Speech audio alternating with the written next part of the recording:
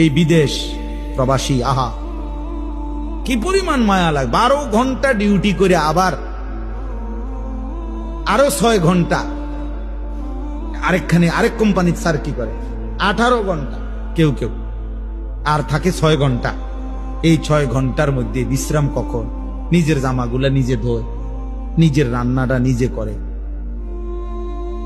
প্রবাসীগুলো বিদেশে থাকে, যে আমি তো সৌদি আরবে অনেক দূর দূর ছেলেদের কাছে গেছি, ওরা দম করে খুব মহব্বত করে।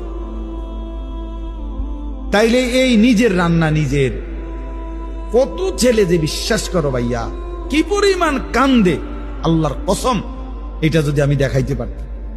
এখান থেকে এটা বিদেশ অনেক কষ্ট, এই কথাটা কইলো তুমি বুঝদা না ভাইয়া, অনেক কষ্ট। এটা কইলো তুমি বুঝদা না, এটা কইতে তো 1 মিনিট লাগছে, আর অনেক কষ্ট। তো বাস্তবতা হলো তার চাইতে অনেক বেশি কষ্ট। এই প্রখর রৌদ্রে, এই তীব্র রৌদ্রে, বিশেষ করে 12 ঘন্টা ডিউটি করে আসার পরে যখন একটা ছেলে বা একটা যুবক, তার একজন আপনজন কেউ নাই, আইসা নিজের 1 গ্লাস পানিটাও নিজে নিতে হয়, তো মনটারে হাহাকার লাগে যে আর কেউ তো নাই।